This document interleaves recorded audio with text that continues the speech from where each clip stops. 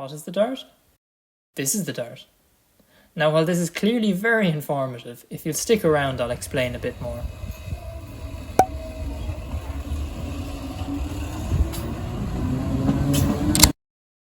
The Dart is quite a unique system. At a basic level, it's electric suburban rail, but as we know, suburban rail can be vastly different in different cities. The Elizabeth Line in London, the Long Island Railroad in New York, and the Munich S-Bahn are all suburban rail and are all very different from each other. The Dart is a lot like Thameslink in London, where suburban railways were upgraded and connected to a pre-existing core through the city centre. It's elevated in the city centre, like the Berlin S-Bahn, a system which I feel offered its share of inspiration to the Dart. But I'm getting ahead of myself here.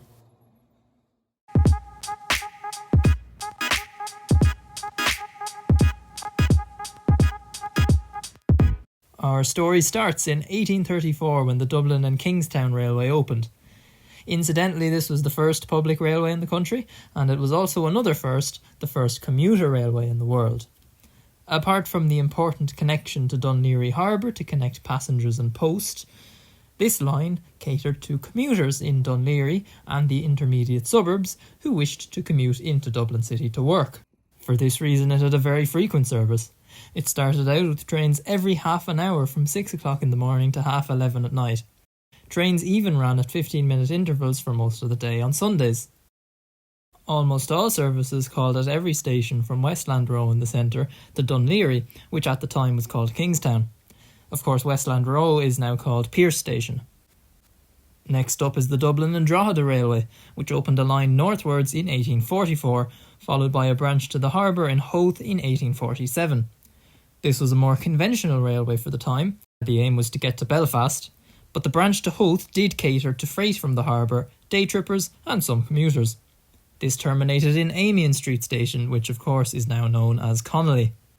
Moving on to 1854, the Dublin and Wicklow Railway leased the Dublin and Kingstown Railway and also started construction on a line to Wicklow and beyond.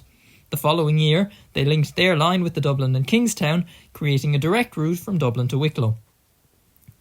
In 1891, the Loop Line opened, again for the conveyance of post. At the time, post from England destined for America would be sent by train to Holyhead Port in Wales, shipped across the Irish Sea to Kingstown, which is now called Dun Laoghaire, and loaded onto a train at Westland Row. Here there was a problem. The post had to be unloaded and brought slowly and painfully by road to Kingsbridge Station, which is now called Euston Station, from where it would be put back on a train to Cork and the port at Queenstown, which is now called Cove, to continue its journey by boat.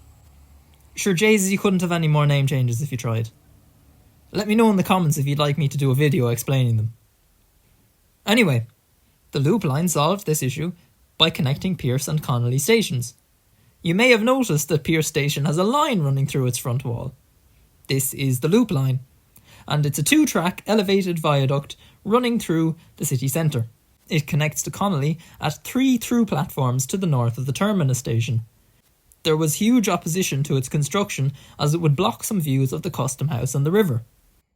Luckily it was built, as it wasn't just important for post, it was vital in the development of the Dart.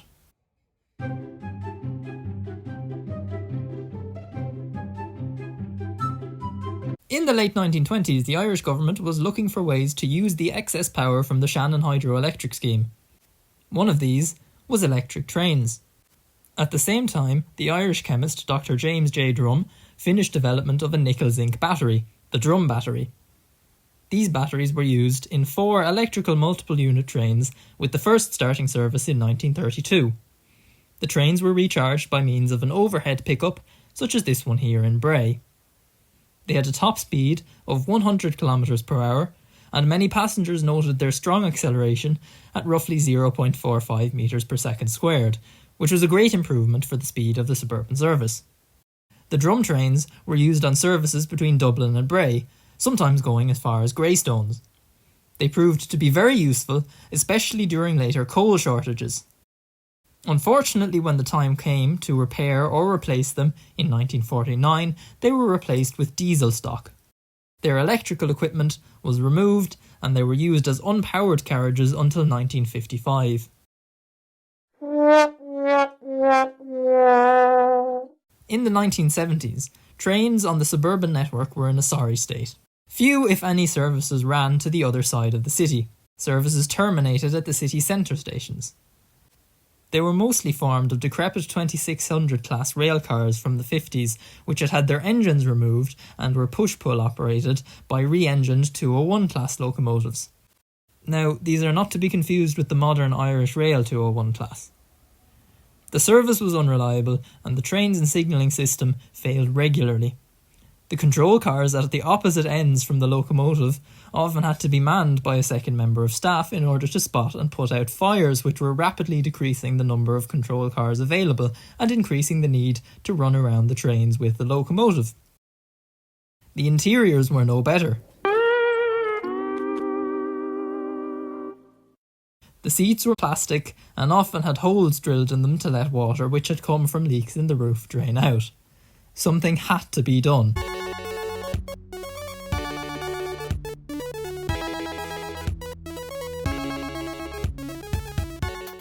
And do something CIE did. The Dublin Area Rapid Transit, or the DART, launched in 1984, 150 years after the Dublin and Kingstown Railway first opened. It ran from Howth in the north to Bray in the south. It was fully electrified and had 40 fancy new electric trains built in Germany by Linke Hofmann Busch. The line had feeder buses, which increased its possible catchment area. Unfortunately, these were not as successful as hoped due to a number of factors, such as the routes not running as frequently as planned and the parallel radial routes continuing to operate as they had before the DART. The buses still stop at some stations, but the feeder network is no more. The stations were all given an upgrade, and Sandymount and Salt Hill stations were reopened to be served by the DART. At the time, the DART was derided as a white elephant and a waste of money. Make of that what you will.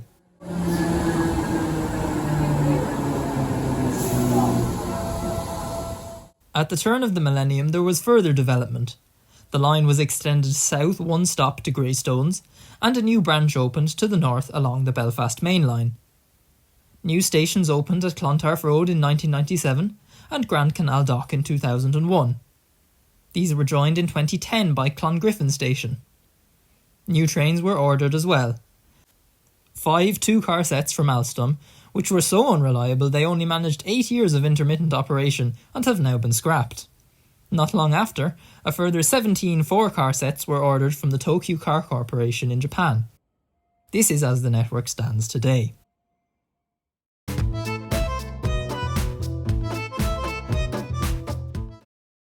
So the DART runs all day from 5:30 in the morning until 12:30 at night. There are trains every 10 minutes on weekdays, every 15 minutes on Saturdays, and every 20 minutes on Sundays. It would be great if it was more frequent, but it shares tracks with intercity trains, so capacity is constrained.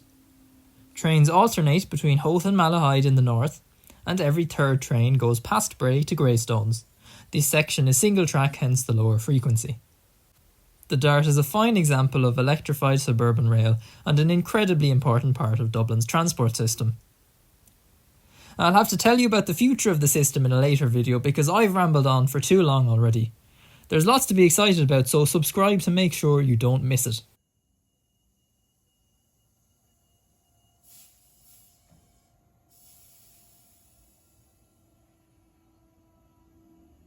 Of course, Westland, my god. The Elizabeth Line in London, the Long Island Railroad in New York. Jeez, that's hard to say. Long Island Railroad. Jeez. The Elizabeth Line in London, the Long Island Railroad. For fuck's sake.